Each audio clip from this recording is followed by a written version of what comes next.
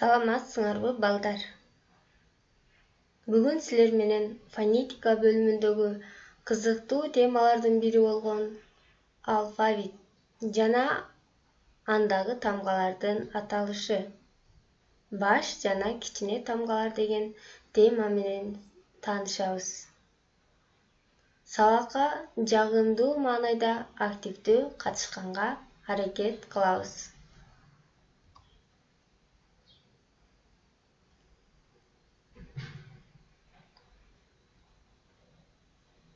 Алфавит андагы тамгалардын аталышы. Тамгалардын белгилүү тартипте салынган ирети алфавит деп аталат. Алфавит деген сөздүн терминдик мааниси грек алфавитинин эң башкы эки тамгасынан альфа тамгасынан А жана бета тамгасынан Б аталыштарынан алынган.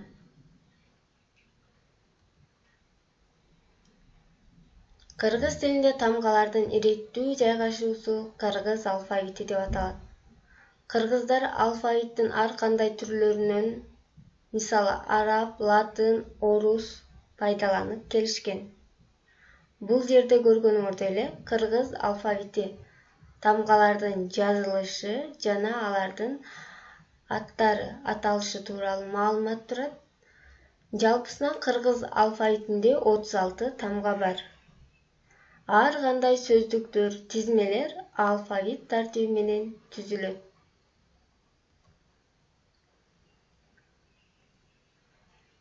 Алфавиттеги ар бир тамга баш жана кичине, басма жана жазма түрлөргө ээ.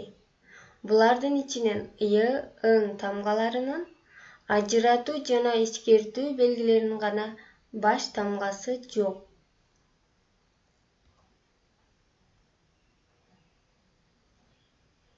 Алфавит адам баласынын эң улуу жетишкендиги болуп саналат. Ал дароо пайда боло калган жок. Бир нече кылымдарды басып өтүп, бизге ушул азыркы такталган, толукталган абалында келип жетти. Алфавит пайда болгонго чейин жазуунун ар кандай түрлөрү пайдаланып келди. Балдар, өзүңөр сүрөттө көрүп тургандай эле, адамдар кандайдыр бир маалыматты жеткирүүдө же өзүнүн пикирин, көз карашын билдирүүдө ар кандай сүрөттүү жазууларды колдонуп келишкен.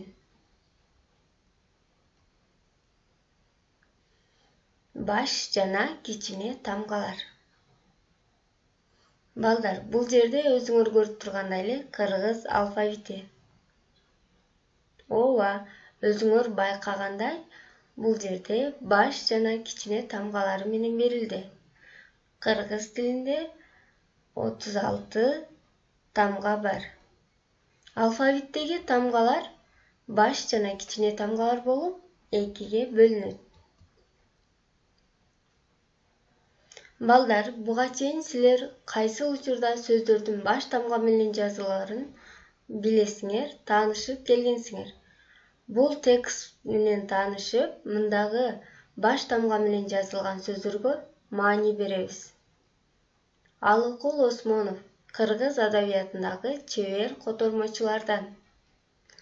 Ал Грузиянын улуу акыны Шота Руставелинин «Жолбор терсин жамынган баатыр» деген поэмасын, Пушкиндин Евгений Онегинин Шекспирдин Отеллосун которгон.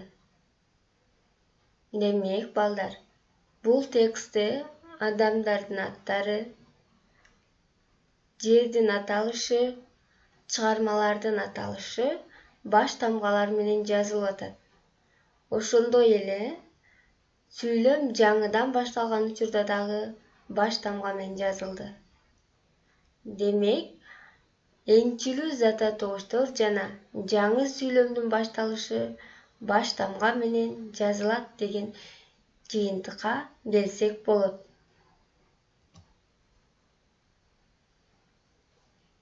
Бул сүрөттөргө сүйлөм түзүп көрөлү.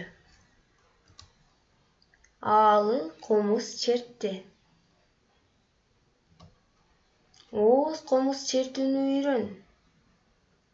Биринчи жана экинчи сүйлөмдөрдө тең. Башында созулма үндүүлөр менен башталган сөздөр келди. Демек, балдар, эгерде сүйлөм окшош үндүүлөр менен башталган сөздөр менен башталса, анын биринчи тамгасы баш тамга менен жазылат да, экинчи тамгасы кичине тамга менен жазылат.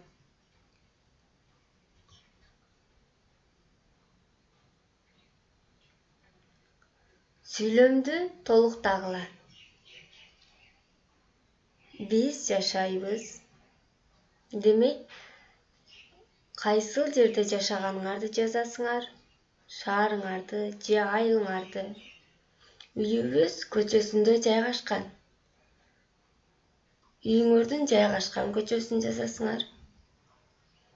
Мектебинде, анан класста окуймун. Мектептин аталышы, андан кийин окуган классыңарды. Менин өлкөм.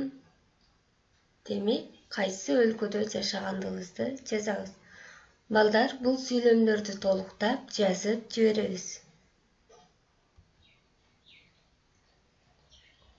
Бүгүнкү өтүлгөн тема боюнча жыйынтык чыгарсак, тамгалардын белгилүү тартипке салынган ирети алфавит деп аталат. Алфавиттеги тамгалар баш жана кичине болуп, экиге бөлүнөт. Энчилүү зата добуштор жана ар бир сүйлөмдүн биринчи сөзү баш тамга менен башталып жазылат. Эгер созулма үндүү менен башталса, анда окшош эки тамганын биринчиси гана баш тамга менен жазылат. Мисалы, аалы, аалам жана башка. Балдар, бүгүнкү сабагыбыз ушу менен соңуна чыкты. Көңүл бурганыңар үчүн чоң рахмат. Кийинки сабакта көрүшкөнчө саламатта калгыла.